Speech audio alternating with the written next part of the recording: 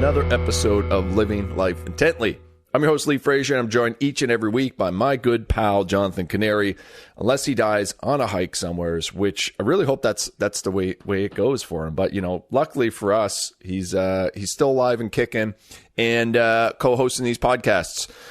I'm going to break the news to you right now that this is one of the last 3 episodes of this season. It's coming in the spring, getting ready for the spring and summer mayhem, chaos, the absolute shit show that is a Cape Breton tourism season. You just kind of hold on with white knuckles. It is fun, but it flies by. So we're going to be getting the campground ready, getting all the stuff online, all that sort of stuff. And I've been actually slacking on my end of getting all the new stuff up on the website. But what I did get up there, I snuck up there a couple weeks ago, was the camping gear rental. So we're bringing those back this year. So for those of you that don't know, that's how we started the business. We were going to rent camping gear and packages and sell tours and stuff. But, you know, you just evolve and pivot. And now we do tours, have a campground, and now are bringing back the camping gear rental. So right now it's just single items, tents, sleeping bags, that sort of stuff. There's a couple packages for like tent, sleeping bag combos. You can check it out on our website under gear rentals. But other than that, we're just going to jump into this podcast. We head up to Halifax last week to record a bunch of episodes that will be our final episodes of the season.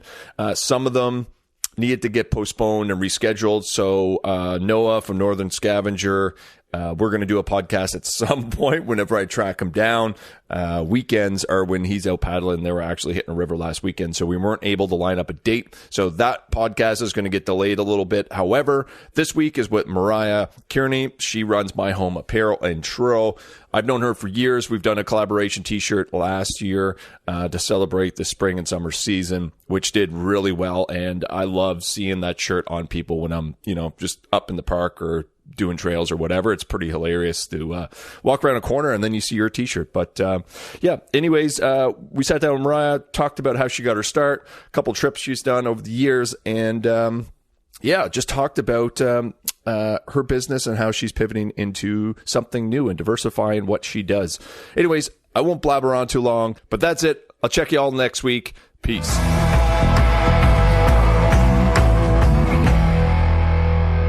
So we are in Truro. I'm here with Jonathan Kearney. My name is Lee Frazier. As you all know from listening to this podcast, if you've listened to it before, and we're here, Miriah, who owns My Home Apparel. And I'm going to butcher the other name again because I can't remember. My Home Mercantile. Mercantile. That's right. Right? Correct? Yeah. Yeah. So, I mean, we parked about a kilometer down the road and Kearney had to hike his gear. You think I'd be used to hiking gear for a kilometer or two? You'd think. Right? You'd think. Yeah. You'd think. We're getting a road case next season. Yeah. We saw this. There's a guy coming out of the breakfast spot this morning, and it's just like he had these 2 walkers, and I'm not making fun of it. I was just looking at him, and I was like, Kearney, that looks like you when you get off the Highlands. That's right. Yeah. His feet blistered. 10 out of 10 would do again. So, Miriah, why don't you start it off and tell people who you are, where we're at, and what's going on? Yeah, so as you mentioned, we're in Truro.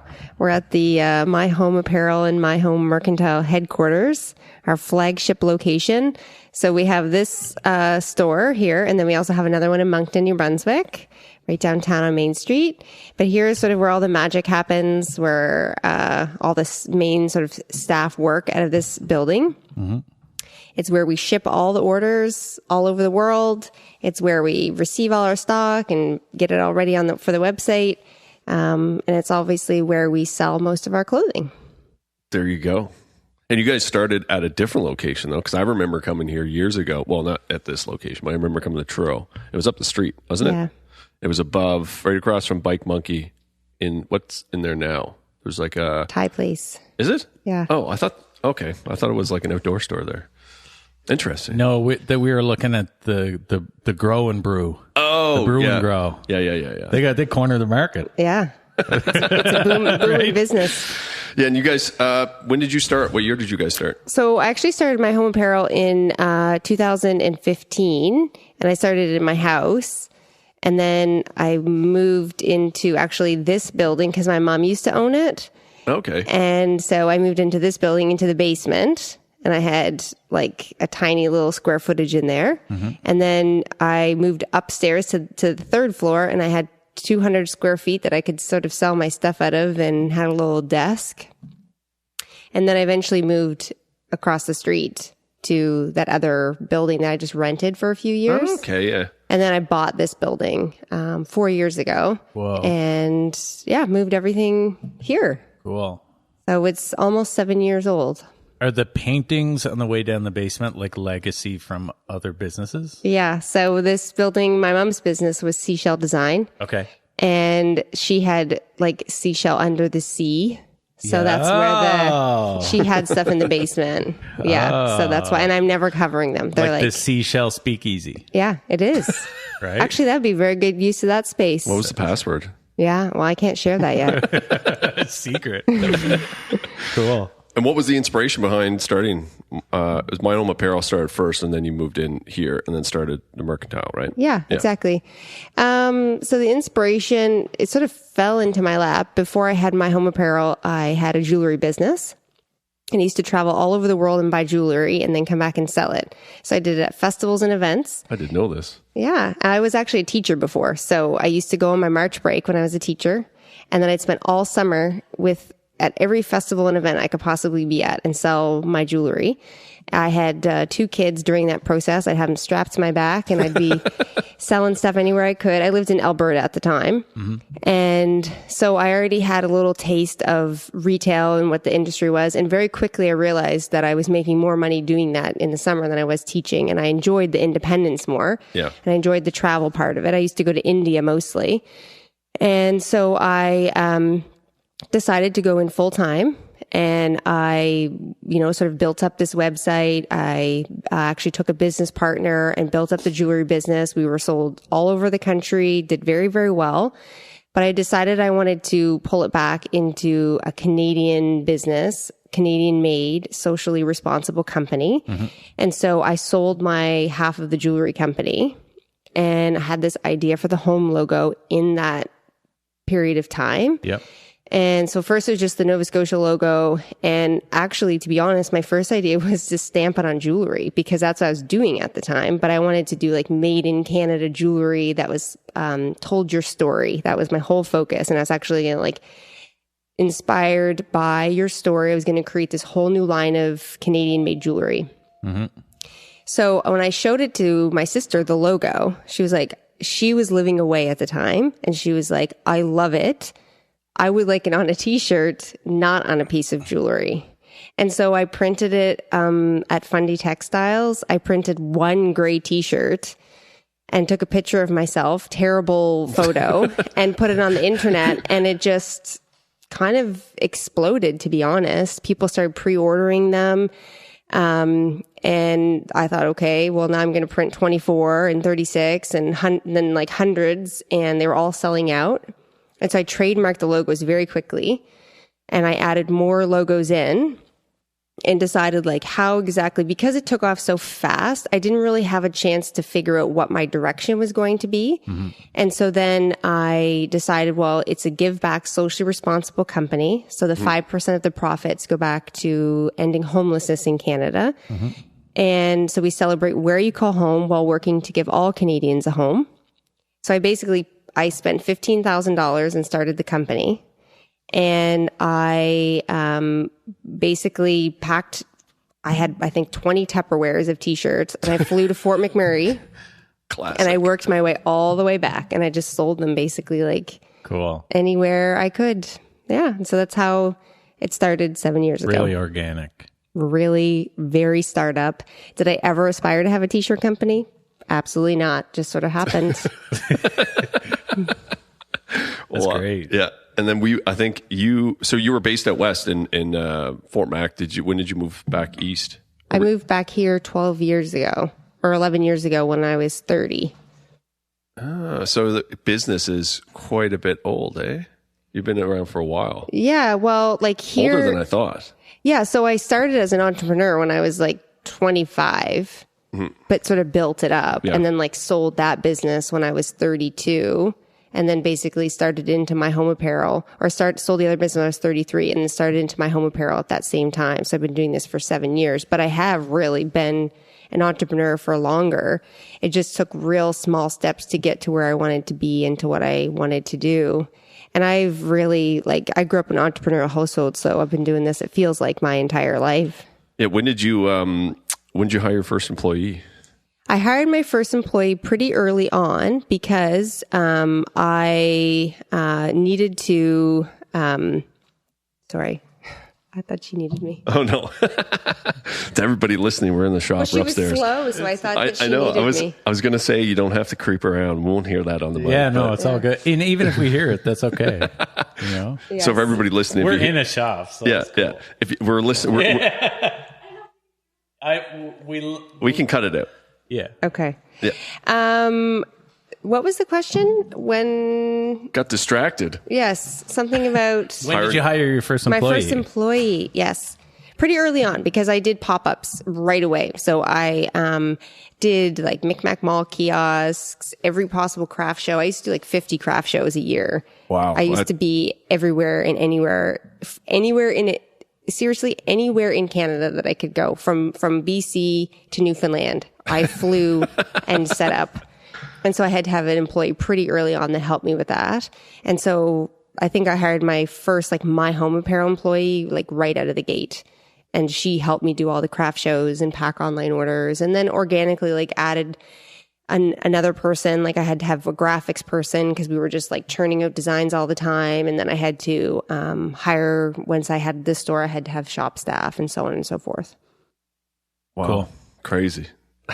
I think I'm having a little flashback right now. I think I interviewed you on the side of the road once for a tourism thing, right? Yeah. No shit. You and your son. Yeah. Yeah. I do remember that. Cool. What was I this? just have one of those little things where, it's scraped from the deep brain and Yes. it gets put together, and I was thinking when you're cool. telling the story about the festivals, I was like, uh-oh. Maybe I saw you at a festival. Please, we did not meet at a festival. And I'm looking over at Johnny. I was like, yeah, I hope she didn't see us at some of the festivals we went to. Didn't see these guys. No. Not these guys in front of you. So it wasn't like Other- an Evolve and Future Force type festival. We did Evolve. No shit. Wow. Yeah. What year was that? Oh, well, actually, as my home apparel, I definitely did not do Evolve. But the with jewelry. the jewelry business, Oh, man. You would have every year, I probably think. sold a lot there. Yeah. Yeah. Was it in Antigonish, the old place? Yeah. Oh, God. Yeah. Been there. Yep. Skip over that one. Let's not tell those stories. You guys have worked on some projects together. Yeah. Yeah, I reached out to Miriah. I can't remember how it started, and I think it was the first year maybe. And I think it was because I was looking for cushions or tote bags. I can't remember because there's somebody, I think Lindsay McMullen, who was doing some photography work at the time, down in Cape Breton for us, and she did this calligraphy drawing of Halifax or Dartmouth and stuff, and she was getting stuff done, and she did one of Cape Breton for us, and then I think it was something about pillows or tote bags, and that's how we linked up. And then when we were looking at trying to find a local company to print, or a local company to manufacture stuff, because I knew you guys were working with Stanfield, so I was kind of curious about that, and that's kind of when we linked up. It was at our old place too, because I remember walking upstairs and you guys had the press and you're doing all the shirts, screen printing all the shirts, which used to be here, didn't it? Mm-hmm. Do you guys not do that in house anymore? No, we don't. Oh, That was a probably COVID shift. That's probably a relief, isn't it? Yeah, well, silk screening is a wonderful thing and it's very creative, but it has to operate like a factory. So you have to be turning shirts 24/7.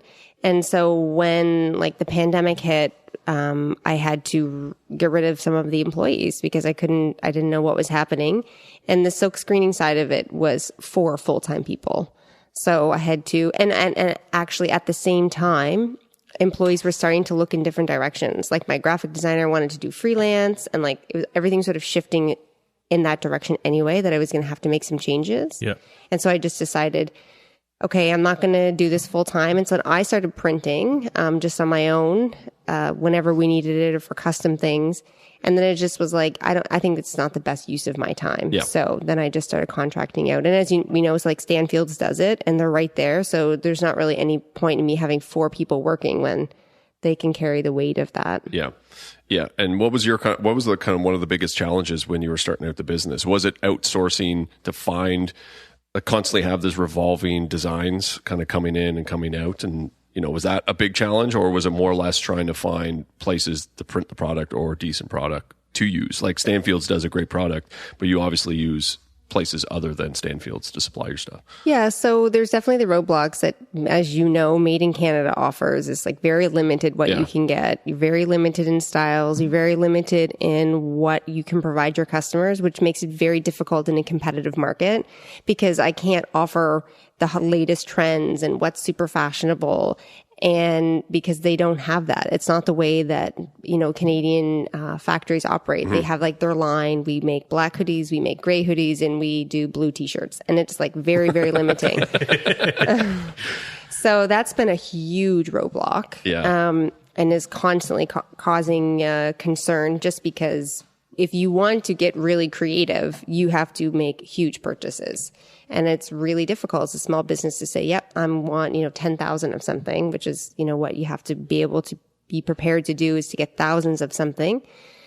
Mm-hmm. And also another big roadblock is just, it's a very competitive market. I mean, there's one thing about being in the East Coast, and I sort of came into it at a time that there's a lot of other East Coast companies on the rise, which was fine. Everyone's sort of in their lane and doing their thing, but it's competitive across the country. Yeah. And there's a lot of Canadian companies. There's a lot of Canadian made companies, and it's hard to differentiate yourself and like stay relevant. And the online world's very saturated. Social media is changing by the literal second. Yeah. So like these are the constant roadblocks that we face. And so I just have to keep doubling down on like why we do what we do and just like stay focused on that. But those have been probably the bigger or the biggest issues is designing, creating product, staying relevant, and facing the challenges of competitiveness. Yeah, it's kind of hard because last year I was kind of taking a different approach to doing design work because for years we just used the same designs over and over and over again. And so I approached a couple of people last year and I said, I need to be able to have constant ideas coming up. Whether or not I'll use every one of those ideas, I don't know. But I approached a couple designers that we had worked with here and there. And I just said, listen, let's try a trial run where I'll put you on a retainer. I just want 4 designs a month and we'll go for like 3 months. And it could be a sketch. It could be like, if you're working on another project for a client and that doesn't work and you think it might work for us, like anything. And then I'll pay you your full fee to flush out that idea. I just want to have a constant influx of stuff because before then I was kind of pretty much just doing it myself. If I had time, I'd jump on Illustrator and I'd mess around or, look at stuff we've done in the past and try to do something a little bit different. And, that was just very time consuming. So I kind of wanted to put that off on somebody else. And it did work out because we ended up with the new one that we ran last year. One of those was actually the shirt that we did, the Highlands Are Calling shirt that we put out last year. That's one of my favorite items of clothing. Awesome. Yeah. It's pretty funny to see it on I'd be like literally driving the Cabot Trail and I'd see somebody with the shirt on. Like I was on a trail and I saw 3 people with the shirt on the same trail. Yeah. Yes, we were doing the Skyline last summer, and literally the person was on the Skyline Trail with the shirt on, and I was like, "Oh my goodness!" Like, and then he was so like, "Wow, you guys made this!" that he went and positioned himself on the Cabot Trail where that photo was taken, and then like took a photo of himself. And I remember that. Yeah. It's pretty cool. Yeah. So that project. That trial run worked really well, but like for us, that's a very secondary part of the business, very small side of the business. It's just something to have extra. I look at it as like a marketing expense, even though I would like to do it. And that's how we actually started like 10 years ago was as like hawking t-shirts to pay for us to be able to do run a blog. And then it just kind of evolved, but now it's something like I've reached out to you recently about looking to shopping in Canada. And that was the biggest thing, like talking to you and a couple other people that I called that are in this industry. And I thought about, expanding that side of the business a little bit more. And the more I researched it, the more roadblocks I found within Canada, because I wanted certain things, and those certain things, especially now with supply chain issues, it's like our people that we used to get our hats done with are not doing, they just refuse to do our stuff now. But they're like, here's our wholesaler. You can buy wholesale and do it all yourself. I'm like, Right. well, what's the point? I'm trying to run a tourism business. Right. I'm not trying to buy patches from one company and then assemble them on hats from another company in like my basement. Yep. Like, that's not what I want to do. Yep. So that's been a kind of a big roadblock. So everything's got put on the back burner for us as far as that thing. But I do enjoy seeing other companies make it through that highly competitive market and actually stay around for more than, a year or two, because there's been a lot of those. Yeah. I could name probably like 15 off right at the top of my head that were all around the same time. But you guys stayed the course, and East Coast Lifestyle stayed the course, and then Sawyer stayed the course with Country Liberty and stuff. And I'm just happy to know everybody that's been involved with those. Yeah, it's been a good ride. But I wanted to ask you about, before I guess we get into talking about more business stuff, I mentioned to him that you had done Everest Basecamp. Mm-hmm. When was that? Was that while you're running this business, or was it pre-business? That was 12 years ago, just before I had my first son. It was always a bucket list thing I wanted to do. And sort of backtracking to that, like when I graduated high school, I deferred my university acceptance, and I packed a bag, and I moved to the Middle East, and I worked, and I traveled all around like the Middle East, Northern Africa, and Europe for a year. No experience, no idea what I was doing. And in that time, I met people that had traveled around and seen different parts of the world. And I mean, I grew up in the country, probably similar to you guys, like 300 people. It was like a whole new world had been opened to me. And I'd hardly traveled as a kid. I really hadn't been anywhere internationally. So I decided at that time, like, I'm just going to travel as much as I can while I'm young. And so then I went to university, and I took my third year of university, and I went to Australia for the year, but I also got to travel all over Asia and New Zealand. And in that time, I met people who had done Everest Base Camp. And I was like, I'm going to do that one day. And so then after I graduated university, I took a year off, and we traveled from New York City all the way to Brazil, all the way down through, and spent 2 months in Patagonia, trekking all through there. Amazing, unbelievable. And we also did Peru, and we did, trekking in Bolivia, lots of hiking, absolutely no money. So when we were backcountry or hiking, we didn't have technical gear. We absolutely did not. I think we bought a tent in Bolivia for $30. That tent took us for 7 months, through Patagonia. Definitely didn't, I'm sure we had hiking boots, maybe just sneakers. Flip-flops. Yeah, we didn't have all this super technical gear. Absolutely not. Yeah. And then took us all through Africa and home, slept in a tent everywhere. And then we got back, and we worked for a couple years, saving up again. And then we flew to Nepal. And again, no technical gear. We bought some stuff in Kathmandu, which is all knockoff North Face gear. Rented some tents that they claimed were minus 40. Definitely were not. Didn't hire a guide. Didn't hire a Sherpa. Carried our own gear. Each pack was 60 pounds. And we didn't fly in. We actually walked in. So we did an additional 9 days till we even got to the starting point of Tulukla, which is where most people fly to. And then they do the 2-week trek. So we actually walked in 9 days, and got in insane shape because we didn't train. I didn't even walk on a treadmill before I went. I just went. I didn't know. I think I was blind to what people actually do. It was very tough. I'm telling you, you get up at 6 a.m, you eat your porridge. They basically just serve you potatoes and various forms. And kind of like my weekly breakfast. And then we'd walk for 9 hours, and then we'd get there and like to the next sort of, the Sherpas would have accommodations set up along the way and you just find one and stay. But they don't have heat, right? So you'd have to be in bed by 6 because it'd be freezing after that. So you'd just be like laying in your sleeping bag. You wake up in the morning, your bucket of water beside you's frozen, start again.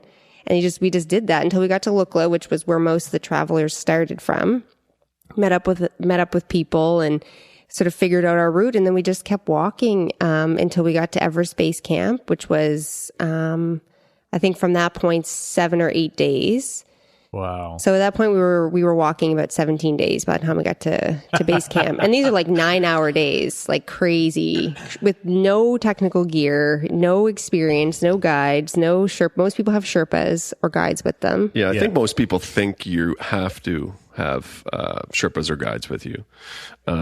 That's from when I talk to people about it. They're like, oh, yeah, you got it. Well, I mean, as a foreigner going into a different land, I mean, there's like this...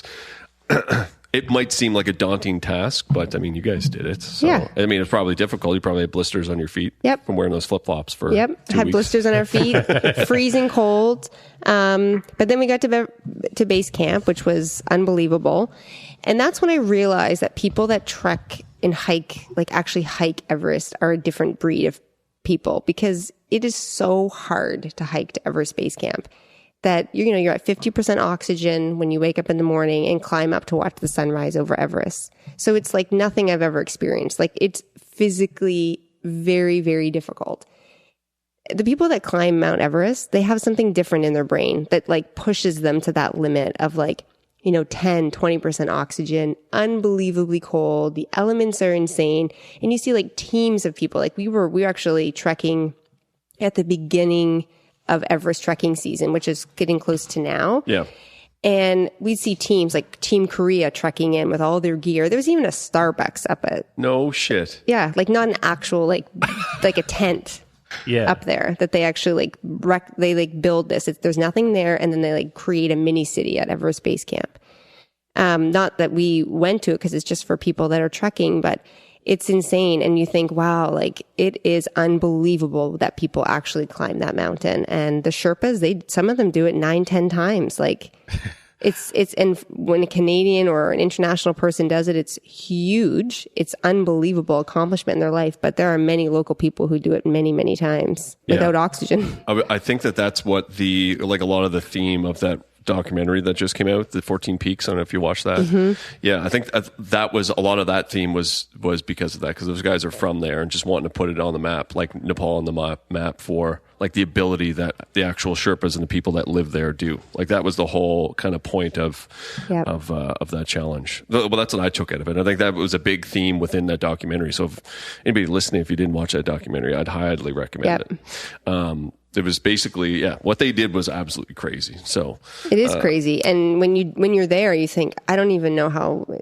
people do this really. And the Sherpas, like I have to also say, like it's an ethical conversation that I won't necessarily get into, but they are hauling gear on their backs that is like 100 pounds. And Sherpas, like Nepalese, are very small people.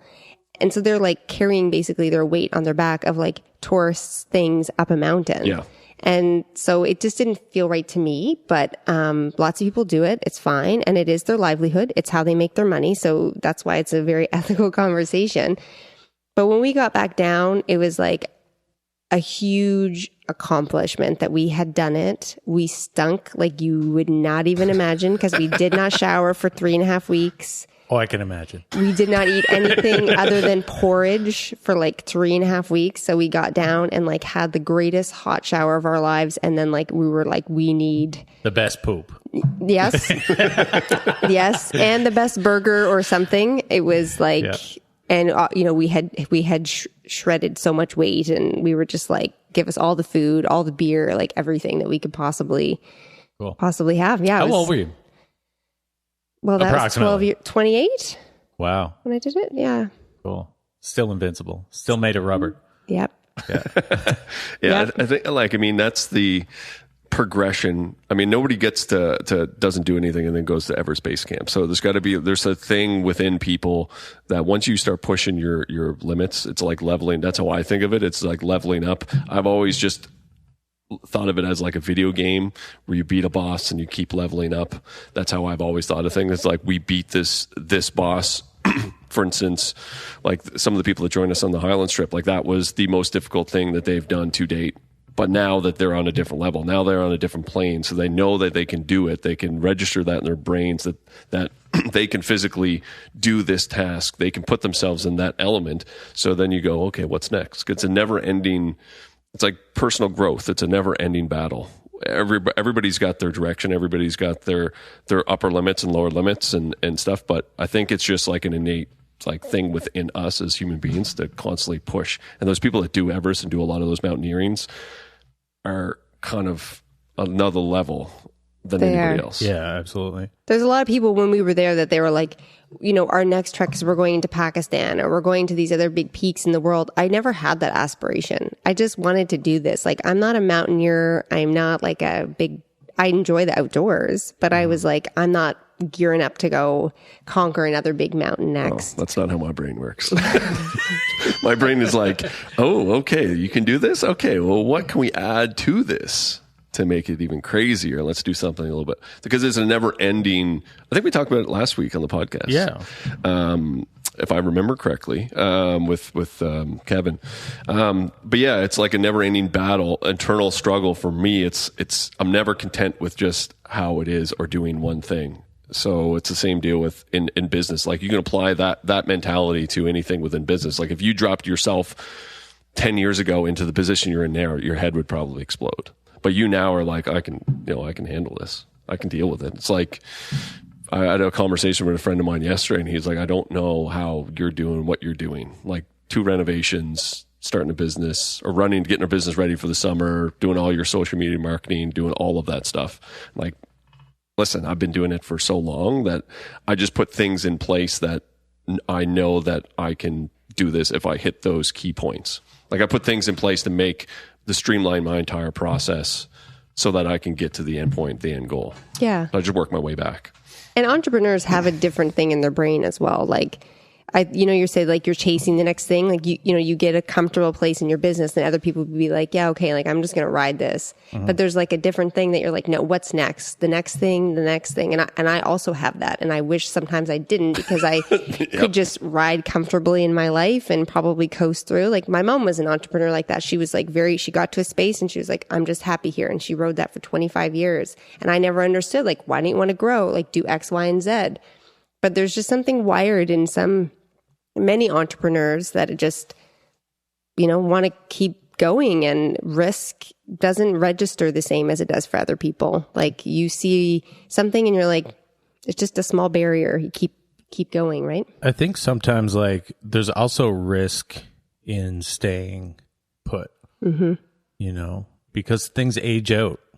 And if you're not staying in tune and staying in touch with your client base or your market, and you're not growing and you just stay where you are comfortable, well, there's a chance that your market will move on past you. Yeah, for sure. Well, you look at like a lot of tourism operators in recent years, like the older classic tourism operators were having a really hard struggle when I first started, because that was on the rise. Like social media was really just starting to kick off here in Atlantic Canada, and it was a big point where we leaned into, whereas other people were didn't think it affected their business much. There's that, and then also the rise of Airbnbs and all this sort of stuff, and not changing with the times.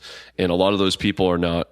They had a struggle over the last couple of years, whereas the people that did, lean into those things are now still thriving. Mm-hmm. Or they've sold their business to somebody else that's come in and taken their business, which is pretty much essentially what it was, rebranded it, and then now they're successful. Yeah. So, yeah, I don't know. What else you got coming up for the summer? What do you got going on that you're excited about? Yeah. Well, I'm really just hoping things go back to quote unquote normal. That would be what I'm really looking forward to with people traveling. In my mind, we're here now. Yes. In my mind, we're here. Yes. I just want people to be traveling and on the move again, because that's obviously very good for business. 2 ways is I want tourists to come to my shop. I want people local people. And when I say local, like Maritimers, comfortable traveling around and visiting. And then I want people to come home, because that's a big part of my market, is people that come home from all over and they want a piece of home when they go back with them. Yep. So I'm really looking forward to a really great summer where things are a little bit quote unquote normal, where people are more comfortable to move around and we see more people out and about. And I am working on new business ventures, so I'm looking forward to. Ooh, you got any new product drops you want to sneak out on this one? I'm getting out of clothing. I'm going to stay in my home apparel and my home mercantile. I'm going to keep owning the companies, but I'm hoping to diversify my portfolio a little bit and do a little land development. Big business words. Yeah. I like it.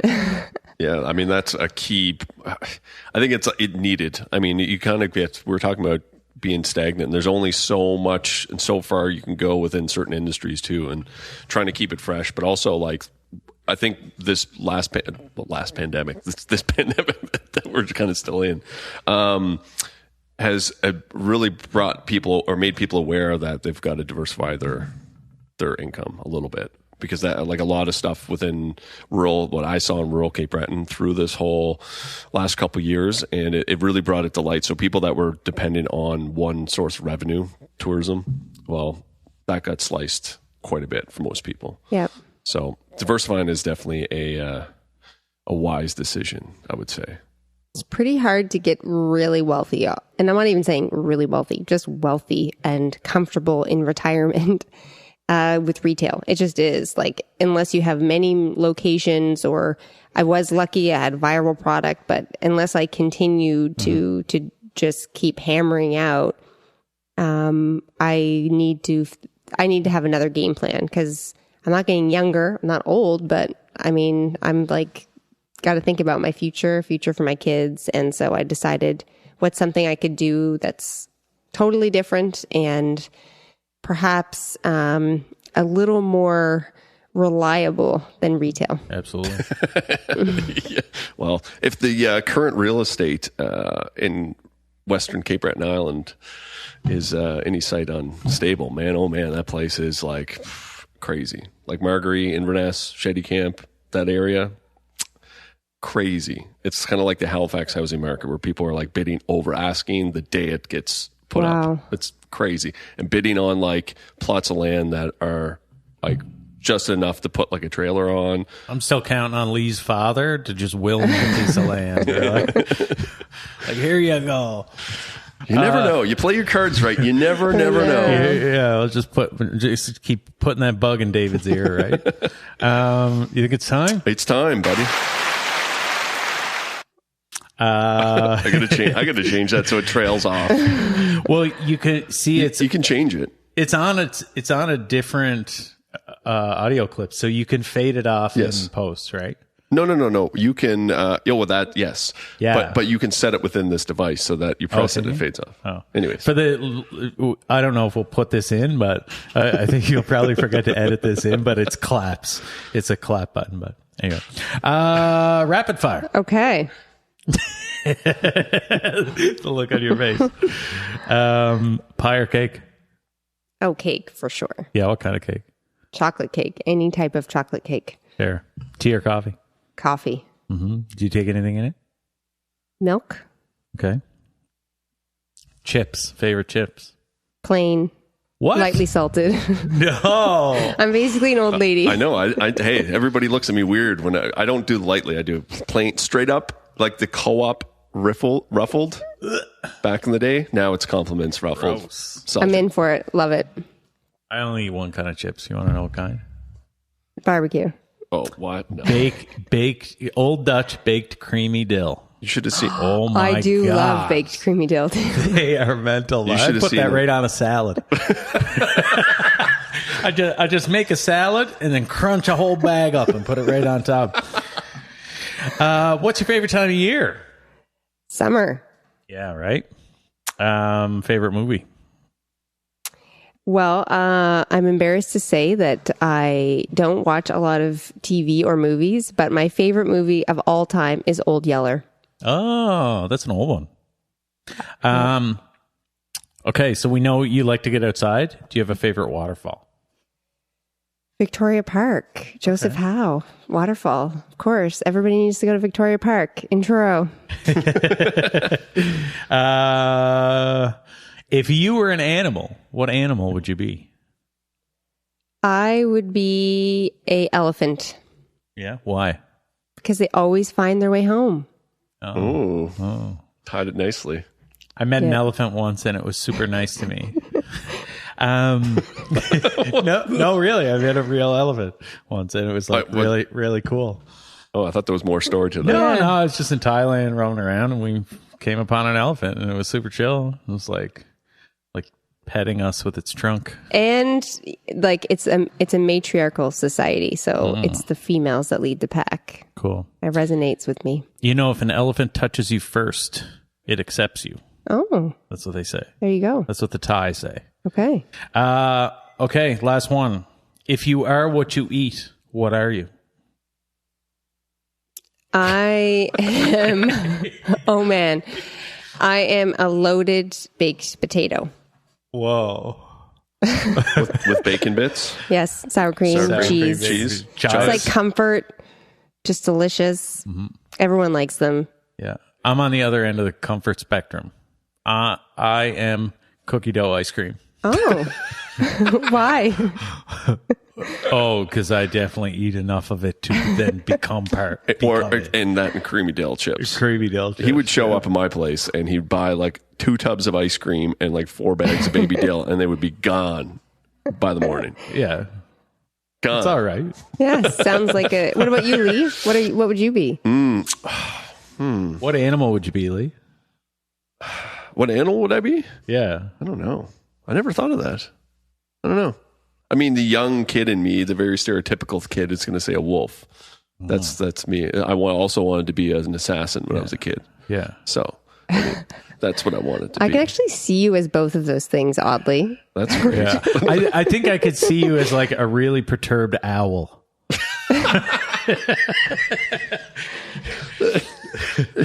It's like the picture you tagged me, and our friend Jimmy Peterson was wildlife photographer and shot this picture of an owl, and it's like a great horned owl. Yeah. And you did a meme on. He looks really pissed off, and he's staring off, and then he looks at the camera, and he's like, I said, I made a meme out of it, and it's like Lee sitting around the burner waiting for people to come out and get their boiled water in the morning. and coffee, because I was like, I'd get up. So when we're doing the Highlands trip, I'd get up, be the first thing in the morning, and you get ready to boil water, and I'd be like yelling at people. I'm like, the water's boiling. It's boiling. You'd be there now. for an hour and a half waiting for people to come out of their tents. He's like shaking, still boiling water.